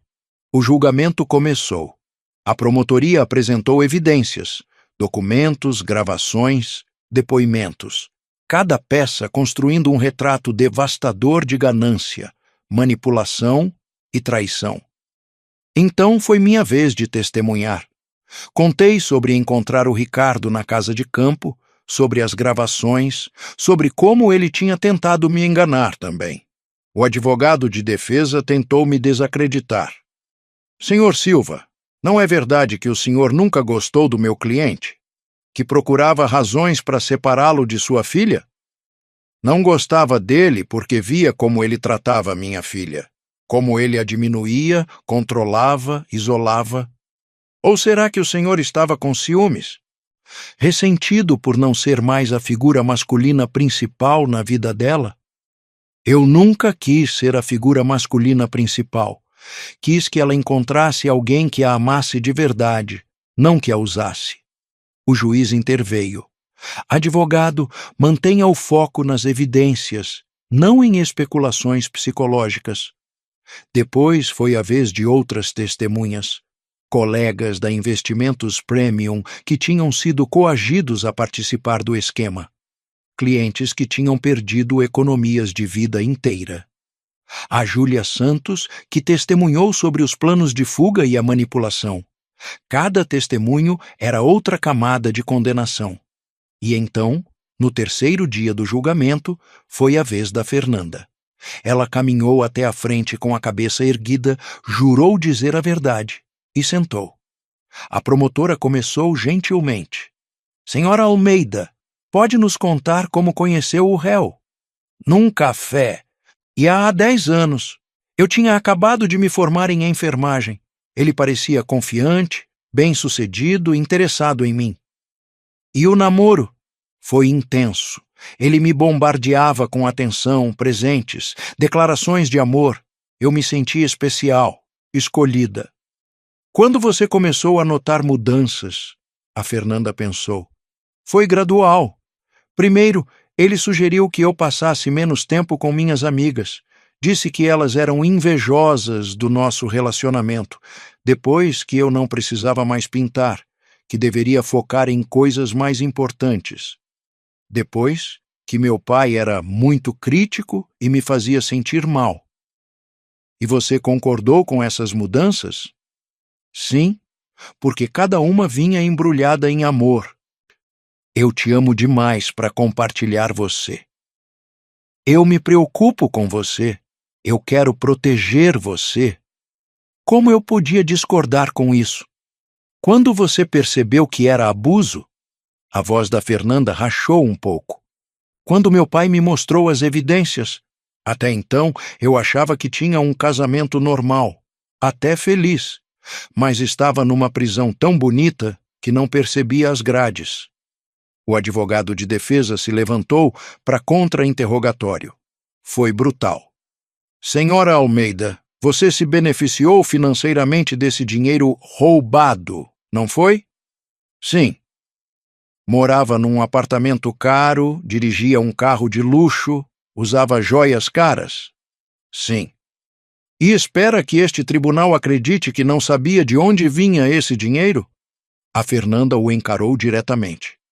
Eu confiava no meu marido. Ele disse que tinha sido promovido, que os bônus eram legítimos. E por que eu duvidaria? Porque ninguém é tão ingênuo, senhora Almeida. Não era ingenuidade, era o que mulheres são ensinadas a fazer. Confiar nos maridos, não fazer perguntas, ser gratas pelo que recebem. O advogado mudou de tática. Você não está testemunhando contra meu cliente por vingança? Porque ele tinha um caso extraconjugal? Não. Não? Uma mulher traída sem raiva? Tenho raiva, mas estou testemunhando porque é a verdade. E porque outras pessoas merecem saber o que ele é capaz de fazer. O contra-interrogatório continuou por mais 1 hora. O advogado do Ricardo tentou de tudo, pintá-la como cúmplice, como vingativa, como mentirosa. Mas a Fernanda permaneceu firme, calma, truthful. Quando finalmente desceu do banco das testemunhas, ela caminhou de volta para o lugar ao meu lado, com a cabeça erguida. E peguei a mão dela e ela apertou forte. Você foi incrível, eu sussurrei. Eu disse a verdade. Foi tudo o que eu podia fazer. Os argumentos finais levaram outro dia. A promotora Beatriz fez um resumo devastador de todas as evidências, pintando um retrato completo da fraude do Ricardo, sua manipulação e sua falta total de remorso. Este homem não só roubou dinheiro, ela disse apontando para o Ricardo. Ele roubou vidas, roubou a confiança de seus clientes, roubou anos da vida de sua esposa, roubou o futuro de cada pessoa que acreditou nele. E quando foi pego, seu único plano era deixar sua esposa inocente carregar a culpa. O advogado de defesa fez o melhor que pôde, argumentando que o Ricardo tinha cometido erros, mas não era um monstro que merecia uma segunda chance. Mas era difícil argumentar contra montanhas de evidências. O júri deliberou por 6 horas. Quando voltaram, o rosto deles era sério. Chegaram a um veredicto? Perguntou o juiz. Sim, excelência. No caso de fraude financeira? Culpado. Desvio de fundos? Culpado. Falsificação de documentos? Culpado. Em todas as 23 acusações, a resposta foi a mesma. Culpado. O Ricardo desabou na cadeira, o rosto branco. Seu advogado colocou a mão no ombro dele, mas ele a afastou. A sentença foi marcada para 2 semanas depois. Nesse tempo, a Fernanda parecia mais leve, como se um peso imenso tivesse sido tirado dos ombros. É real agora, ela disse. Não é só minha palavra contra a dele. O mundo inteiro sabe quem ele realmente é. No dia da sentença, o tribunal estava ainda mais cheio. As vítimas queriam ver justiça sendo feita. O juiz, um homem de 60 anos chamado Doutor.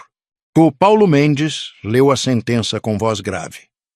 Ricardo Almeida, você foi considerado culpado de crimes graves contra a confiança pública e contra indivíduos inocentes. Você usou sua posição de autoridade para roubar, manipular e destruir vidas. O Ricardo estava de pé, tremendo. Considerei cuidadosamente todas as evidências e todos os argumentos. Considerei sua idade, sua falta de antecedentes criminais, as cartas de apoio de sua família, mas também considerei a extensão de seus crimes, a premeditação envolvida e sua completa falta de remorso. O juiz pausou, olhando diretamente para o Ricardo. Você demonstrou em depoimento que considera suas vítimas como meios para seus fins. Você demonstrou que vê relacionamentos como ferramentas de manipulação e você demonstrou que, mesmo confrontado com as consequências de suas ações, e seu único arrependimento é ter sido pego. Portanto, é a sentença desta corte que você cumpra 8 anos de prisão por fraude e desvio de fundos, mais 2 anos adicionais por falsificação de documentos e obstrução de justiça. Total de 10 anos. Houve um suspiro coletivo na sala. 10 anos. Além disso, você pagará a restituição completa de todos os fundos roubados, no valor de R$ 5.260.000, mais juros.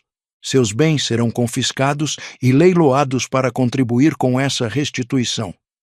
O Ricardo finalmente falou, a voz desesperada. Excelência, por favor. Eu não terminei, Sr. Almeida. Você também está proibido de trabalhar em qualquer setor financeiro pelo resto de sua vida.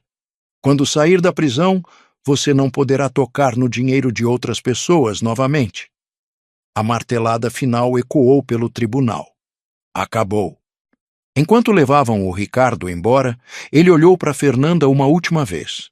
Desta vez, ela olhou de volta e sorriu. Não com alegria, mas com liberdade. Do lado de fora do tribunal, jornalistas cercaram a Fernanda. Ela tinha preparado uma declaração. Hoje a justiça foi feita não só para mim, mas para todas as vítimas do Ricardo Almeida. Quero que outras pessoas saibam que abuso financeiro e emocional é real, é devastador, mas é superável. Você perdoa seu ex-marido? Gritou um repórter. A Fernanda pensou antes de responder. Perdão é uma jornada, não um destino. Ainda não cheguei lá, mas cheguei em algum lugar melhor. Indiferença. Ele não tem mais poder sobre mim, e isso é suficiente por enquanto. Quais são seus planos agora? Viver, pintar, ajudar outras pessoas que estão passando pelo que passei, reconstruir, uma tela de cada vez. Nos meses seguintes, a vida assumiu um novo ritmo. A Fernanda mergulhou em sua arte. A exposição Reconstrução estreou numa pequena galeria em Vila Madalena e foi um sucesso surpreendente. Críticos de arte elogiaram a honestidade brutal e a beleza na vulnerabilidade. Mas, mais importante que a crítica foi a resposta das pessoas comuns.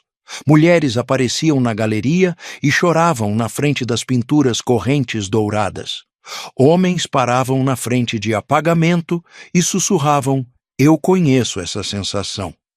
Sobreviventes de todos os tipos encontravam suas histórias nas telas da Fernanda.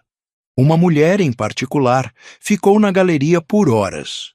Tinha uns 40 anos, bem vestida, com marcas de lágrimas no rosto. Finalmente, ela se aproximou da Fernanda. "Posso falar com você?" "Claro." "Seu marido... ele também tinha uma amante?" "Tinha. E você... como conseguiu deixá-lo?" "Eu quero deixar o meu, mas tenho tanto medo." A Fernanda sentou com ela. Conversaram por 2 horas. No final, a mulher tinha os números do abrigo para mulheres, da doutora Helena e da delegacia especializada. "Obrigada", ela disse, "por me mostrar que é possível." Essas conversas se tornaram comuns. A Fernanda começou a organizar encontros mensais no ateliê. Noites de arte e cura, ela chamava. Mulheres vinham, pintavam, compartilhavam histórias. "É incrível", ela me disse. "Quando você conta sua história, percebe que não está sozinha. E quando ouve as histórias de outras pessoas, percebe a força que todas temos." 6 meses após a sentença do Ricardo, a Fernanda teve outra surpresa. Uma editora entrou em contato querendo publicar sua história como livro. "Não sei", ela hesitou. "É tão... exposto." "Mas pensa em quantas pessoas você pode ajudar", eu argumentei. Ela escreveu o livro durante 3 meses. Chamava-se Correntes Douradas, Minha Jornada do Abuso à Liberdade. Não era apenas sobre o Ricardo, era sobre como ela perdeu a si mesma, como encontrou sinais que ignorou, como reconstruiu pedaço por pedaço. Era brutalmente honesto sobre suas falhas, seus medos, seus momentos de fraqueza. O livro foi lançado 1 ano após a prisão do Ricardo. Tornou-se best-seller nacional em 2 semanas. A Fernanda começou a receber cartas, centenas delas, de mulheres em situações parecidas, de homens que reconheciam comportamentos abusivos em si mesmos e queriam mudar, de pais preocupados com filhas, de filhos preocupados com mães. É esmagador, ela admitiu, mas também significativo. E sinto que transformei a pior coisa que me aconteceu em algo que pode ajudar outras pessoas. E a casa de campo. Fiel à visão da Fernanda, transformamos em Casa da Liberdade, um refúgio para sobreviventes de abuso doméstico e financeiro. Mulheres podiam ficar lá por até 3 meses, gratuitamente, enquanto reconstruíam suas vidas. Tinha terapeutas que visitavam semanalmente, advogados que ofereciam consultas gratuitas e, claro, um ateliê de arte. Todo mundo precisa de um espaço para se curar, disse Fernanda na inauguração, e todo mundo merece saber que não está sozinho. A primeira residente foi aquela mulher da galeria. Ela chegou com uma mala pequena e olhos assustados. 3 meses depois, saiu com planos para a faculdade, um emprego novo e pinturas próprias penduradas nas paredes. Você me salvou, ela disse para Fernanda. Não, você se salvou. Eu só mostrei que era possível. Hoje, 2 anos após aquele dia fatídico quando encontrei o Ricardo na casa de campo, a vida é completamente diferente. A Fernanda mora num apartamento pequeno, mas totalmente dela. As paredes são cobertas com arte, dela e de outras artistas que ela admira. Tem plantas por toda parte, uma gata resgatada chamada Luna e nenhum móvel caro que ela não escolheu pessoalmente. Ela namora de vez em quando, mas não tem pressa. Estou aprendendo a gostar da minha própria companhia primeiro, ela diz. O ateliê dela cresceu. Agora tem 3 assistentes e uma lista de espera para aulas. Ela ensina arte-terapia, focando em sobreviventes de trauma. E ela ainda pinta. Suas obras mais recentes são cheias de cor, vermelhos vibrantes, amarelos brilhantes, azuis profundos. São pinturas de celebração e não de sobrevivência, de vida, não apenas de superação. Quanto ao Ricardo, ele está cumprindo sentença numa prisão em Tremembé. Nunca visitei, nunca quis. A Fernanda foi uma vez, 2 anos após a sentença. Por quê? Perguntei quando ela me contou. Fechamento. Queria olhar para ele e sentir nada. E consegui. Olhei para ele e vi um homem pequeno, patético, que desperdiçou sua vida tentando controlar outras pessoas. E senti pena, mas não raiva, não mais. E ele, o que disse? Pediu desculpas, disse que estava errado, que se arrependia, que se pudesse voltar atrás faria diferente. Ela pausou, mas os olhos dele ainda vazios. Acho que ele disse o que achava que eu queria ouvir, mas não sentiu, talvez nunca sinta. E você tá ok com isso? Tô. Porque não preciso mais que ele sinta. Não preciso mais de nada dele. E essa é a verdadeira liberdade. Quanto a mim, vendi meu apartamento em São Paulo e me mudei permanentemente para a casa de campo. Ou melhor, para a Casa da Liberdade. Ajudo a cuidar do lugar, converso com as residentes, ofereço a perspectiva de um pai que entende. Você não sente falta da cidade? A Fernanda pergunta às vezes. Não, aqui eu tenho propósito. Ajudo pessoas todos os dias e te vejo mais do que via antes. Ela vem todo fim de semana, às vezes para dar aulas de arte, às vezes só para sentar na varanda comigo e tomar café. Você salvou minha vida, pai, ela disse num desses fins de semana. Você salvou sua própria vida. Eu só mostrei a porta, você que teve coragem de atravessar. A gente se salvou mutuamente. Família faz isso. Se você chegou até aqui nessa história, obrigado por acompanhar essa jornada. Se você ou alguém que você conhece está passando por uma situação parecida, saiba que há saída, há vida do outro lado e há pessoas prontas para ajudar. Não esqueça de se inscrever no canal Histórias de Bernardo e me contar nos comentários. Essa história te tocou de alguma forma? Você conhece sinais de abuso financeiro ou emocional para compartilhar com nossa comunidade? Juntos, podemos ajudar mais pessoas a reconhecer e escapar de relacionamentos tóxicos.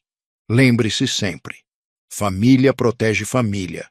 Mas às vezes proteção significa lutar contra aqueles que fingem ser família. E às vezes significa ter a coragem de reconstruir quando tudo desmorona. A Fernanda está feliz agora. Verdadeiramente feliz. Não do jeito que o Ricardo definia felicidade, com coisas caras e controle, mas com liberdade, propósito e amor genuíno.